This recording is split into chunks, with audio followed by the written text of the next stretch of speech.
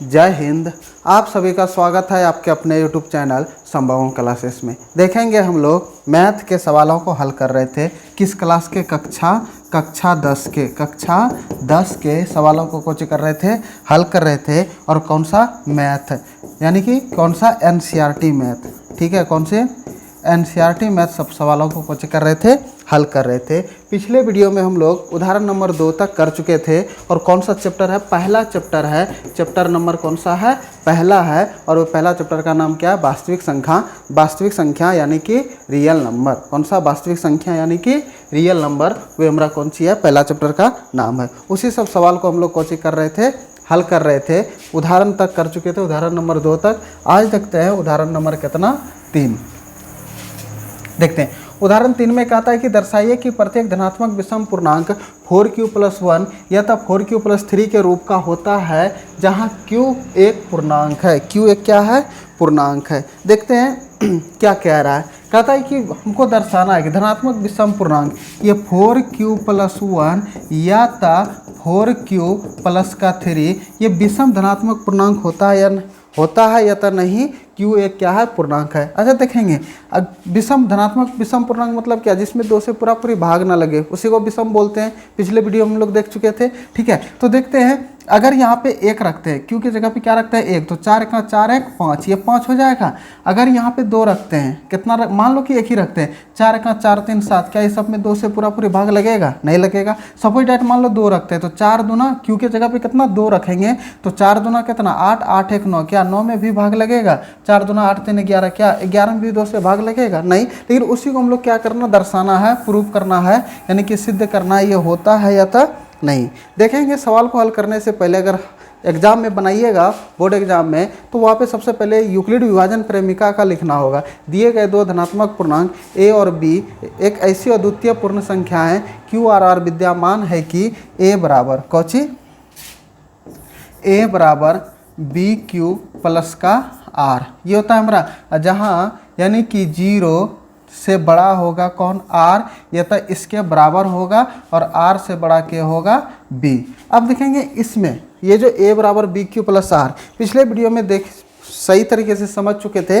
जो नहीं देखे हैं जा करके देख लीजिएगा। ठीक है, तो देखते हैं अब यहाँ पे b का मान क्या होगा, q का मान क्या होगा, r का मान क्या होगा, वही देखना है। ठीक है, तो देखते हैं यहाँ पे क्या है कि 4q + का 1। 4q कितना है? + 1। अब देखेंगे अगर यहाँ पर लिखेंगे a बराबर bq + का r, यहाँ पे 4q + का r, यही होता है। 4q + का 1 है कि नहीं? अब देखेंगे b के जगह पे कितना आ गया? 4। b के जगह पे कितना आ गया? 4। तो हम मान लेंगे क्या कि माना b बराबर कितना? 4। b का मान कितना मान लेंगे हम लोग? 4। तो जब b का मान 4 हो जाएगा तो r का मान कितना होगा? या तो 0 होगा, या तो 1 होगा, या तो 2 होगा, या तो 3 होगा। ये किसका मान होगा? r का मान होगा। किसका मान होगा? r का मान होगा। तो अब देखते हैं यहाँ पे, अब यहाँ पे जहाँ जहाँ b है वहाँ पे कितना रख देंगे? 4। तो यहाँ पर a बराबर 4q + का r, ये कौन सा इक्वेशन बन जाएगा? Equation number 1। देखेंगे इसमें केस 4 को केस निकलेगा, r का मान जितना है उतना केस निकलेगा हमारा। तो अब देखते हैं सबसे पहला केस में r का मान हम लोग कौची लेंगे? 0 लेंगे। r का मान क्या लेंगे हम लोग? 0। तो सबसे पहली बात है कि r का मान कितना लेंगे हम लोग? 0। तो r बराबर कितना ले लिए? 0। किससे? समीकरण 1 से। किससे? समीकरण 1 से। तो समीकरण 1 से जो है वो कितना है हमारा? देखेंगे तो a बराबर 4q + का r, यही है। तो a बराबर, तो ये 4q + r की जगह पे कितना रख देंगे? 0, क्योंकि r का मान कितना लिए हैं? 0। तो a बराबर कितना हो जाएगा? 4q, क्योंकि 0 को जोड़े या तो घटाए कोई फर्क पड़ेगा हमारा? नहीं। अच्छा 4q आया, क्या इसमें 2 से पूरी भाग लग जाएगा? जब इसमें 2 से पूरी भाग लग जाएगा तो ये क्या हमारा विषम होगा संख्या? नहीं। तो कौन सी संख्या हो जाएगा? सम संख्या। कौन सी संख्या? सम संख्या। तो लिखेंगे यहाँ पे कि 4q 2 से विभाज्य है। कौची है? विभाज्य है। अतः 4q एक धनात्मक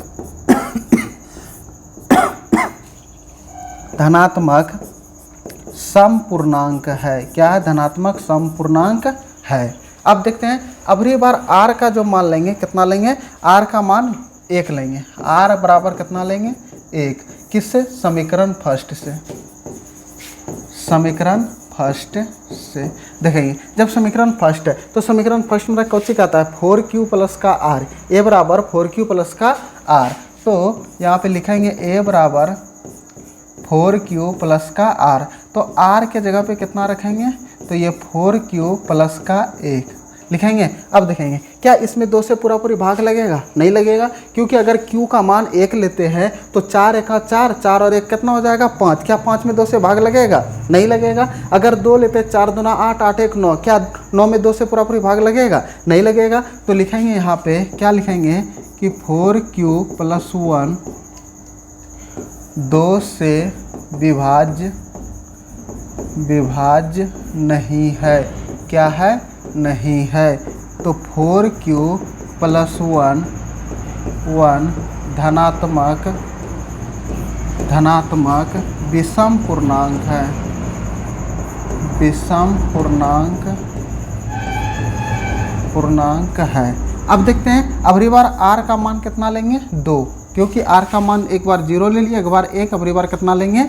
2। r का मान कितना ले लेंगे? 2। जब r का मान 2 ले लेंगे, किससे? समीकरण फर्स्ट से। किससे? समीकरण फर्स्ट से। तो समीकरण फर्स्ट हमारा कौची है? ये है a बराबर ये 4q प्लस का कितना? r। तो r के जगह पे कितना रख देंगे? अबरी बार कितना रख देंगे? r का मान कितना लिए? 2। तो यहाँ पर कितना रख देंगे? 2। देखेंगे, अगर q के जगह पे 1 रखते हैं तो 4 एका 4, 4 दूना 8, 2 से भाग लग जाएगा। अगर 2 रखते हैं तो 4 दूना 8, 8 2 10, 2 से भाग लग जाएगा। यानी कि इस संख्या में 2 से भाग लग रहा है। 2 से कुछ हो रहा है? भाग लग रहा है। तो लिखेंगे यहाँ पे 4q प्लस 2 2 से विभाज्य है। 2 से विभाज्य है। जब 2 से विभाज्य है तो ये 4q प्लस 2 एक धनात्मक कौन सा होगा? समपूर्णांक। कौन सा? समपूर्णांक है। धनात्मक समपूर्णांक है। देखेंगे, अबरी बार r का मान कितना ले लिए? 2। अबरी बार r का मान कितना ले लेंगे? 3। r बराबर कितना ले लेंगे? 3। किससे? समीकरण फर्स्ट से। किससे? समीकरण फर्स्ट से। ठीक है। तो अब देखते हैं, तो समीकरण फर्स्ट कौन सी कहता है हमारा?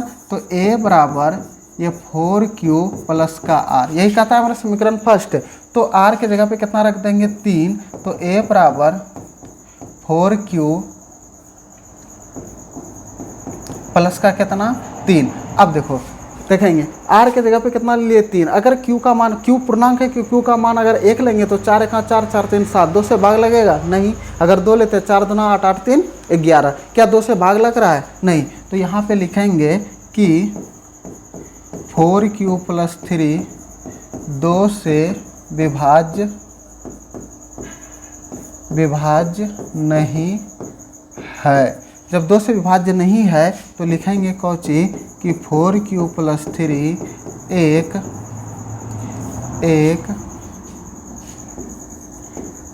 धनात्मक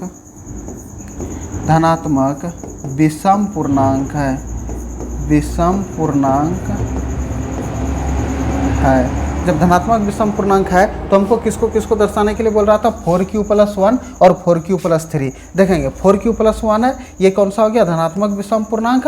और 4q प्लस 3 यहाँ पर है, ये भी धनात्मक विषम पूर्णांक। इसी दोनों को सिद्ध करने के लिए बोल रहा था। इसी को हम लोग कोचिंग कर लिए, सिद्ध कर लिए। अब देखते हैं अगले सवाल की ओर, यानी कि उदाहरण नंबर 4। कौन सा? उदाहरण नंबर 4। देखते हैं उदाहरण नंबर 4 में क्या कहता है।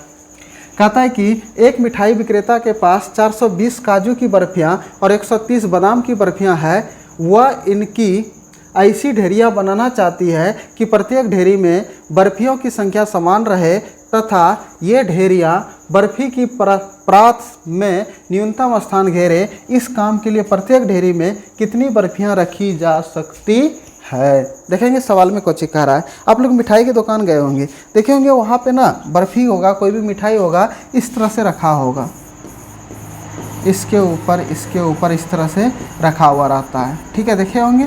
तो वही कह रहा है यहाँ पे कि उसके पास 420 काजू की बर्फ़ी है। 420 किसकी बर्फ़ी है? काजू की बर्फ़ी है। ठीक है, अब देखेंगे काजू की बर्फ़ी कितना है? 4। और 130 जो है वे कौन सा है? बादाम की बर्फ़ियाँ है। किसका है? बादाम का। अच्छा, बादाम, यानी कि 130 किसका है?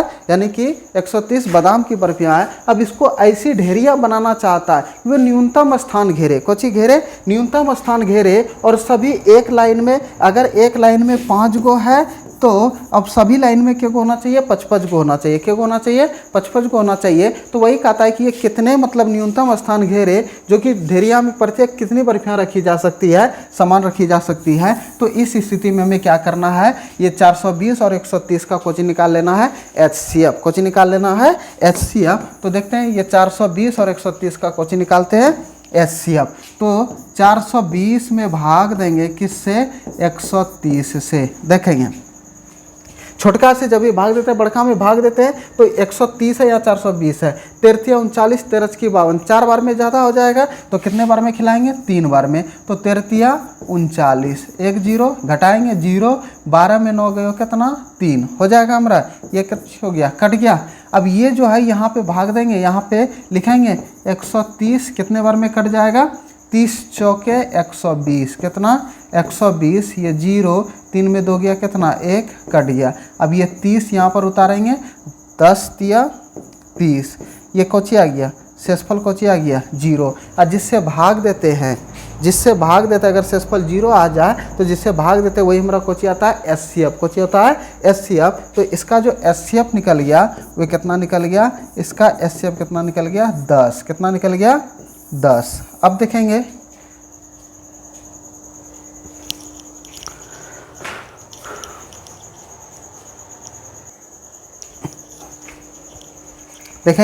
वो कितने ढेरी की बर्फियाँ बनाना चाहती है? 10-10 गो। क्या गो बनेगा? 10-10 को ढेरी की बर्फियाँ बनेगा। तब वो प्रत्येक ढेरी में कुछ हो जाएगा? 10-10 को बर्फी आएगा। अब आज देखते हैं, आज इतना ही। अभी तक जो हमारे चैनल से नहीं जुड़े हैं, कृपया चैनल से जल्द जुड़ जाए। अगर ये वीडियो अच्छे लगते हैं, अगर आपको समझ में आता है सवाल को, तो अपने दोस्तों में शेयर ज़रूर करें। अगर चैनल पर नए हैं तो चैनल को सब्सक्राइब ज़रूर करें और एक लाइक ज़रूर करें। जय हिंद।